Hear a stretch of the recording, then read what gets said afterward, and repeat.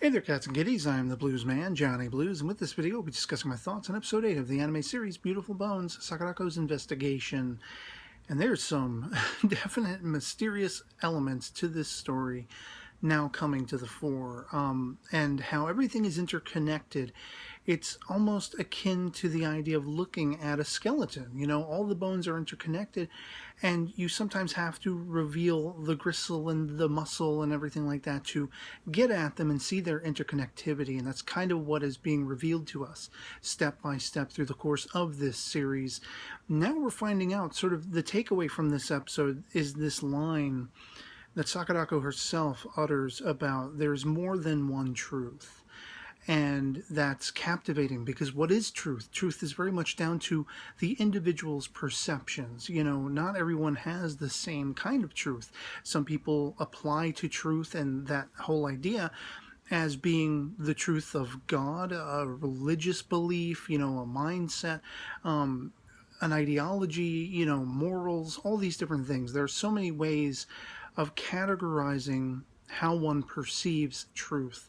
And in this case, it's much more about what are the facts, you know, what are the basis for what is happening in Sakurakos past that we're having revealed to us to do with this cat, and the idea that there were two.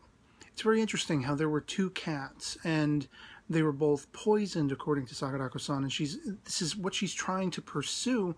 One aspect of it is to reclaim her past, but it's also to understand something greater. And it's interesting how this is paralleled off this Sasaki-Sensei's sister, who we see in this episode. They go and return some of his, you know, effects and everything to her.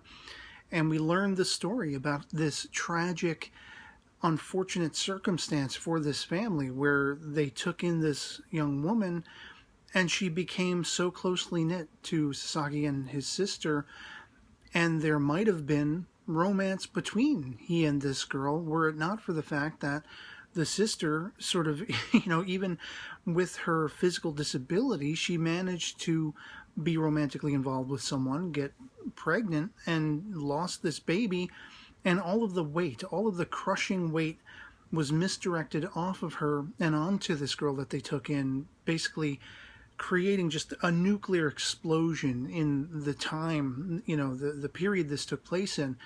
To have had a baby out of wedlock and everything, even this day and age, there are people who are just crazy about that kind of topic, that kind of thing. Unfortunately, you know, happens, you know what I mean? If you're not sort of protecting yourself, you get into trouble. You make accidents, you know, you make mistakes.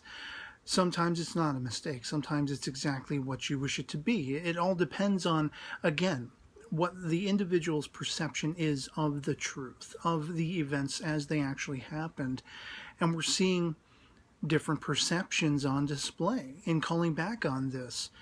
And this woman is absolutely heartbroken because she not only lost a sense of finding someone for herself. Of course, she was with somebody who ended up having a family already, so it had already failed at the impetus at the start.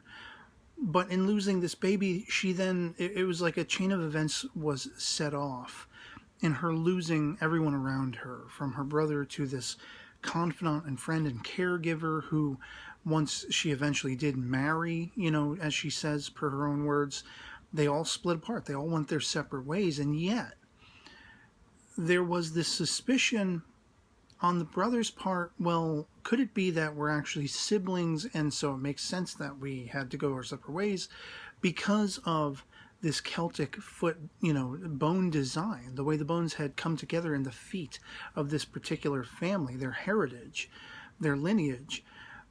Could it have been that they shared a father? And I think my personal sort of equation on all of it is that he eventually understood that that wasn't the case, that unfortunately this was the sequence of events as they happened, and there was no one doing that. You can't really let yourself cry over spilled milk. Just get to cleaning it and moving on, you know. And he very much had to move on with his life, but he still had that essence of wanting to feel this person he loved being very close to him, and so he kept the bones. They accepted the bones because she had no one else in the world. this woman that had such a history with them, and took effectively the fall for his own sister's, sort of undisclosed circumstance. And it's heartbreaking, and it's pitched to, perfectly display a lot of the hardships for young women. I mean, we're not living in, Candyland here. It's not a beautiful sunshine and roses world where things are always easy and, you're going to find your Prince Charming or your Princess Charming or whatever it is.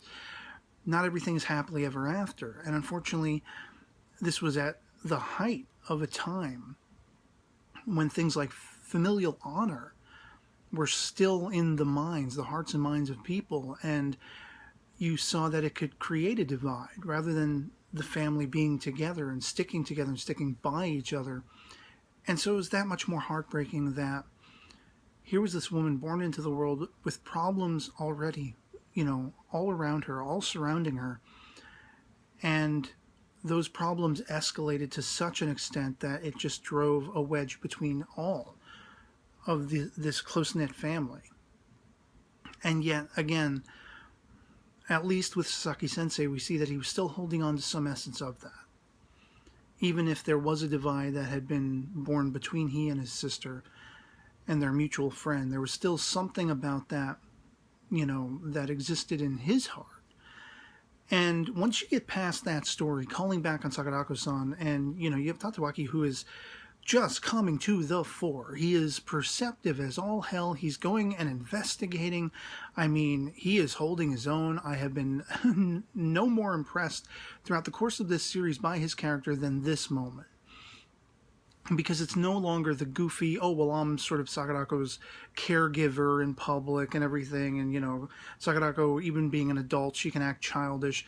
Now we're seeing Tatewaki actually rising to the challenge of maturity and being able to utilize the gifts Sakurako has kind of put on display for him so that he can piece this puzzle together. And he is the one who kind of just gets up in Sakurako's face. I mean, from the get-go, from the start of the episode, are you avoiding me? What is going on with us? Why the tension here? She doesn't want to come clean about stealing the cat skeleton, which she actually did, even though she denies it this episode. She's not a very good liar. I already knew she did. I had that suspicion. Even though she's denying it, it's like, yeah, you did. Come on. So I love that Tatewaki called her on it.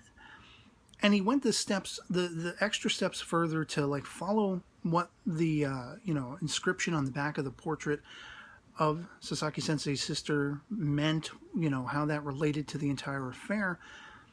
And it led him to take leaps further. Sakurako-san's seeming, familiarity with the school, to find the science room with such ease. This was actually something that had occurred to me as well, watching the previous episode. Like, how did she find this classroom so easily? Had she been there before and we just weren't familiar with it? Did she actually go to school here? I was wondering those same things that Tatewaki put into words in this episode and proved to be true. And in fact, I think, there was maybe some speculation along the lines of she learned her abilities and to hone her abilities and her skills through her uncle early on in the series. I don't remember if that was fan discussion or if that was something that was implied by the series itself, going back to the early episodes. But now we're finding, basically coming to the fore this revelation that it was Sasaki-Sensei. She was well familiar with him. She went to him when she found these two cats had been poisoned. And he knew without words they were that close. They were that, simpatico and similarly minded that he knew what her expectations were. And the idea of reuniting with the cat, she stole back her own property in a sense. So it's all well and good. She didn't commit any crimes and everything like that. We finally have that explained. But it all calls back to this aspect of her visions of this so-called younger brother. And there was a hint there for a little while with the parallel of the story of losing a baby and everything like that. I began to wonder, could this have been Sakurako's own child that we're seeing in these flashbacks and not her brother?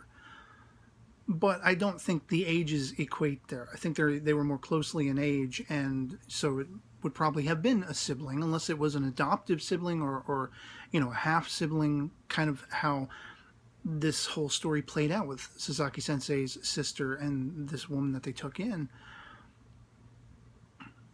I don't exactly know. That's the thing that has me penultimately intrigued. What exactly is Sakurako trying to drive out? What is she trying to figure out? And in spinning out of my previous sort of speculation that maybe this was her brother and her brother didn't actually die, we have that idea. There is more than one truth. Again, relating it back to The Empire Strikes Back, when Obi-Wan Kenobi tells Luke Skywalker, what I told you about your father in his past was somewhat true from a certain point of view. He told him that his father had died in the Clone Wars and everything like that, and, well, no. If you've watched the Star Wars trilogy, you know that not to be the case. You know who Luke's father is, Luke and Leia's father. Spoiler warning. I digress. The whole point being, there may be more than one truth to what is unfolding, what Sakurako-san has told us, and what we as viewers are becoming sort of aware of in this whole story, her history, her backstory. Is this her brother? Is this a sibling? Was this a half-sibling? Is he dead? Or is it something along the lines of, you know, I found myself very much leaning into the idea that these cats were potentially poisoned by a malevolent, experimental soul to be a 180-degree opposite of Sakurako-san, which was kind of aligning to my speculation.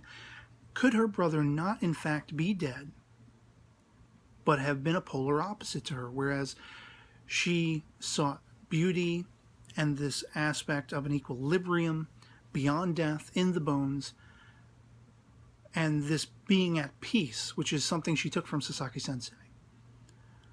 Could we have had this other child, whether they were blood relation or not, or semi-blood relation or not, have been an opposite, you know, sort of personality where he would rather do harm. He would rather experience harm. He would rather create chaos.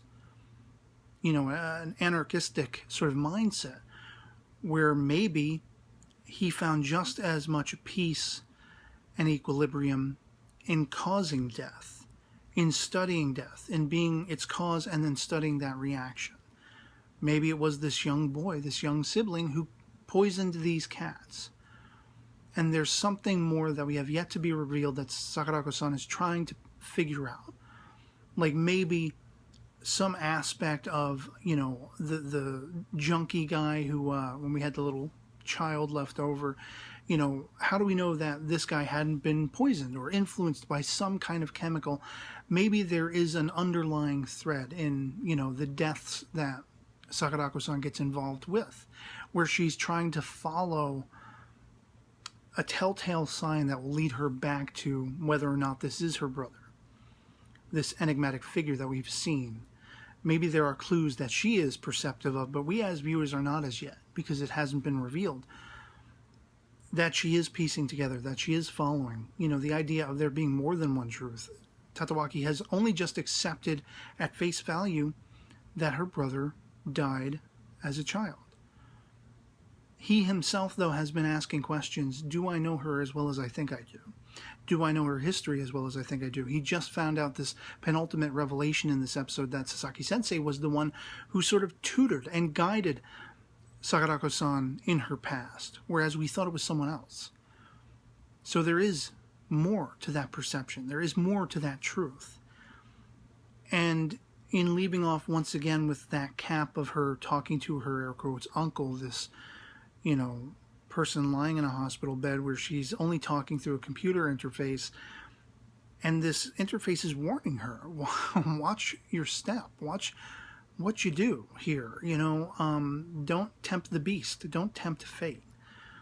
I don't know what exactly is coming. I don't know what exactly it is that Sakurako is so obsessively trying to understand, but I feel like the parallels in the characterization in this episode and that line of dialogue, there is more than one truth, are all here deliberately to get us to start asking what we think we know about this character thus far. Has everything she has told us been the absolute fact-based truth, or is it truth from her perception? And what is it going to be that is revealed in the aftermath? Will this enigmatic murderous figure, manipulative figure be her brother, a 180-degree turn in personality, a polar opposite in personality from her? Will it be something else entirely? Will she reveal somebody who may have murdered her brother if her brother is in fact dead?